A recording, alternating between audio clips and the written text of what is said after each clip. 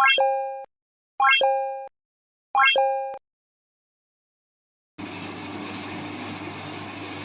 हिंद प्यारे बच्चों, आज बात करते हैं हम विटामिन्स की। आपके एग्जाम में काफ़ी बार पूछा जाने वाला क्वेश्चन है विटामिन से, तो आज हम विटामिन्स की बात करेंगे। विटामिन्स की अगर हम बात करते हैं तो सबसे पहले हम बात करेंगे विटामिन ए की। विटामिन ए की अगर बात करते हैं तो विटामिन ए का जो रासायनिक नाम होगा वो क्या होगा? रेटिनॉल।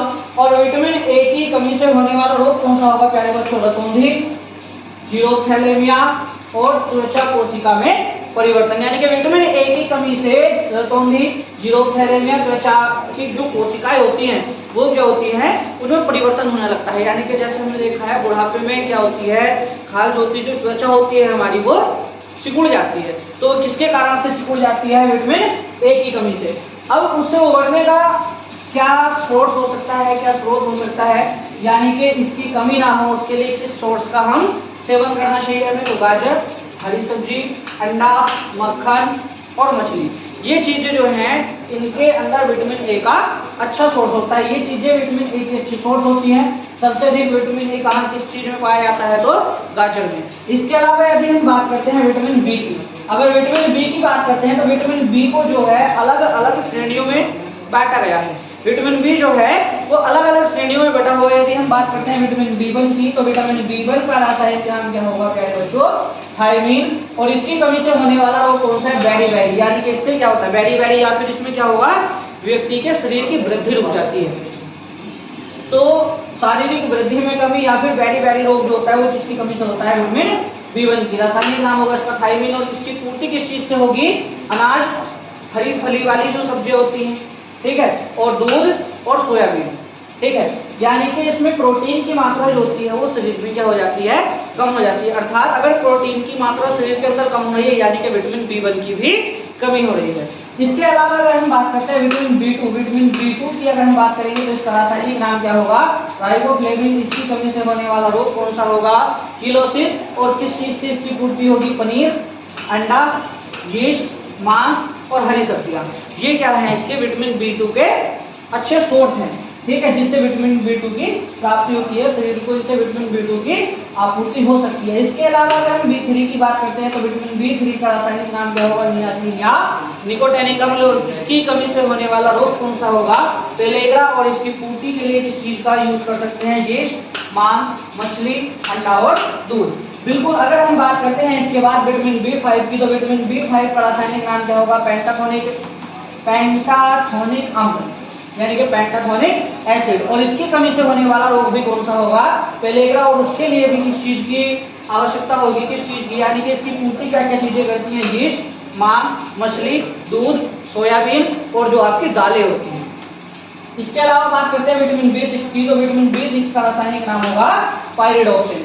और विटामिन बी6 का रासायनिक नाम पायरिडॉक्सिन। और इसकी कमी से होने वाला रोग कौन सा है? रक्त क्षीणता, यानी कि रक्त की कमी होना। शारीरिक रक्त में क्या हो जाती है? कमी हो जाती है। और साथ ही साथ क्या होता है?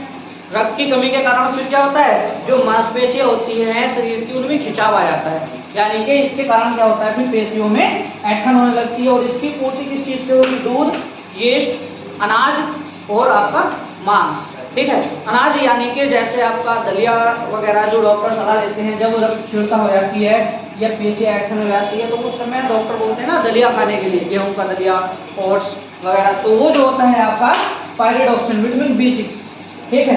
इसके अलावा अगर बात करेंगे विटामिन बी7 की, तो विटामिन बी7 का रासायनिक नाम होगा प्यारे बच्चों बायोटीन। और बायोटीन की कमी यानी कि विटामिन बी7 की कमी से होने वाला रोग कौन सा होगा? चर्म रोग, यानी कि त्वचा पर झुर्रियां पड़ जाना, त्वचा पर जो है मतलब रैशेस हो जाना, ठीक है। तो त्वचा संबंधी रोग, चर्म रोग इसमें हो जाते हैं और बाल झड़ने लगते हैं, ठीक है। तो किसकी कमी से होता है? विटामिन बी7 की।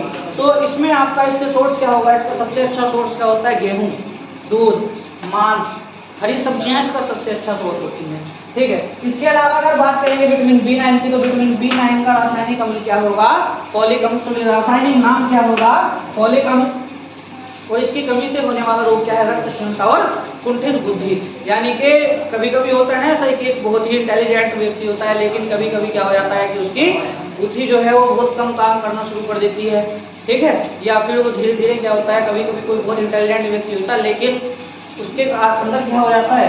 विटामिन बी9 B9 की कमी होने के कारण बुद्धि जो होती है वो धीरे धीरे मतलब खत्म होने लगती है, मतलब एक तरह से क्षीण होनी शुरू हो जाती है। तो इसी के कारण हो जाता है कभी कभी, या फिर बच्चों में ये रोग अधिकांश देखा जाता है, बचपन में इसकी कमी बहुत अधिक हो जाती है बच्चों में, जिस कारण से बचपन में बच्चों का मानसिक विकास कम होता है। ठीक है, इसकी पूर्ति के लिए किस चीज का सेवन करना चाहिए? हरी सब्जियां, यीस्ट, मांस, दूध और अंडा। इसके अलावा अगर बात करते हैं विटामिन B9 की, तो विटामिन B9 का रासायनिक नाम होगा साइनोकोबालामिन, और साइनोकोबालामिन इसका रासायनिक नाम होगा। इसकी कमी से होने वाला रोग कौन सा है? रक्त क्षीणता, और दूसरा क्या होता है? तंत्रिका तंत्र में कमी, तंत्रिका तंत्र में गड़बड़ी। तंत्रिका तंत्र में गड़बड़ी होगी, उससे क्या होता है? मिर्गी का दौरा हो जाता है, जिसे हम बोलते हैं ना कभी कभी के सर पर भूत आ गया, ये हुआ वो हुआ। तो भूत वगैरह कुछ नहीं है, वो क्या होता है? तंत्रिका तंत्र में गड़बड़ी हो जाती है, जिस कारण मिर्गी का दौरा वगैरह उस चीज की स्थिति बन जाती है। ठीक है, उसकी पूर्ति के लिए क्या है? किस चीज का सेवन करना चाहिए? दूध, दही, ठीक है, यानी कि दूध से बने प्रोडक्ट, और मछली का यकृत, मछली का गुर्दा। ठीक है, ये जो है आपका विटामिन B12 की पूर्ति करते हैं।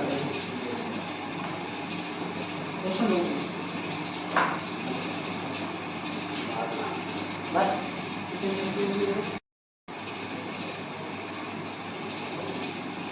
इसके बाद विटामिन सी की अगर बात करें तो विटामिन सी का रासायनिक नाम क्या होगा? एस्पार्बिक एसिड, और इसकी कमी से होने वाला रोग क्या होगा प्यारे बच्चों? स्कर्वी, और इसकी पूर्ति किस किस चीजों से होती है? खट्टे फल, टमाटर, आंवला और हरी सब्जियों से। इसके बाद अगर हम बात करते हैं विटामिन डी की, तो विटामिन डी का रासायनिक नाम कई बार एग्जाम में पूछा जा चुका है, बहुत इंपॉर्टेंट आपका रासायनिक नाम जो पॉइंट है। ठीक है, सभी विटामिन के रासायनिक नाम कई बार एग्जाम में पूछे गए हैं, ये बहुत इंपॉर्टेंट पॉइंट है आपका विटामिन का। यहाँ कई बार आपका रासायनिक नाम पूछ लेता है, और विटामिन की कमी से होने वाले रोग पूछ ले जाते हैं, और इनके पूर्ति के प्रकार पूछ ले जाते हैं कि किस चीज से इसकी पूर्ति होती है, या कौन सी विटामिन की मात्रा किस चीज में सर्वाधिक होती है। ठीक है, तो विटामिन डी की अगर बात करेंगे तो कैल्सीफेरोल इसका रासायनिक नाम होगा। इसकी कमी से होने वाला रोग क्या होगा? सूखा रोग, इसमें या रिकेट्स। इसमें क्या होता है कि व्यक्ति की हड्डियां कमजोर हो जाती हैं, ठीक है, या फिर ऑस्टियोमैलेशिया और मैरेस्मस। ठीक है, ऑस्टियोमैलेशिया, सूखा रोग या मैरेस्मस किसकी कमी से होता है? विटामिन डी की। इसकी पूर्ति किस चीज से होती है प्यारे बच्चों? सर्वाधिक विटामिन डी का, और बिल्कुल प्राकृतिक स्रोत जो है वो क्या है आपका? सूर्य का प्रकाश। इसलिए कहते हैं कि भाई साहब सुबह सुबह सूर्य के प्रकाश में क्या करना चाहिए? प्राणायाम करनी चाहिए, या फिर व्यायाम या अभ्यास करनी चाहिए। वो इसलिए कहते हैं कि विटामिन डी की भी उससे पूर्ति होती रहती है, और सभी तो कुछ होता ही है। तो मक्खन, मछली का तेल, या फिर सूर्य का प्रकाश इसका जो है प्रमुख स्रोत होगा। इसके अलावा विटामिन ई की बात करेंगे तो विटामिन ई का रासायनिक नाम क्या होगा? टोकोफेरोल, और इसकी कमी से क्या होता है? जनन क्षमता में कमी हो जाती है, जननांगों में कमी हो जाती है, या फिर पेशियां शरीर की क्या होती हैं? कमजोर होती हैं। जो जनन पेशियां होती हैं वो क्या होती हैं? कमजोर हो जाती हैं, और उसकी पूर्ति के लिए किस चीज की आवश्यकता होती है? मछली का तेल। या इसकी पूर्ति किस चीज से होती रहती है? मछली का तेल, गेहूं, अंडे की जल्दी, सोयाबीन, या फिर जो आपकी दालें होती हैं। ठीक है, इसके अलावा अगर बात करेंगे विटामिन के की, तो विटामिन के का रासायनिक नाम क्या होगा? फ्लोक्विलोन, और क्या होता है इसकी कमी से? बहुत ही फेमस चीज है, कई बार एग्जाम में, कई बार मोस्टली एग्जाम में पूछा आता है कि रक्त का थक्का नहीं बनता। ठीक है, जैसे ही कहीं चोट लग जाती है तो ब्लड जो है, रक्त जो है वो लगातार बहता रहेगा, उसकी क्लोटिंग नहीं होगी, यानी कि रक्त का थक्का नहीं बनेगा। ठीक है, तो उसकी पूर्ति के लिए क्या होता है? हरी सब्जियां, अंडे, सोयाबीन, मछली का यकृत, ये चीजें इसमें जो है अपना एक इम्पोर्टेंस रखती है इनकी पूर्ति के लिए।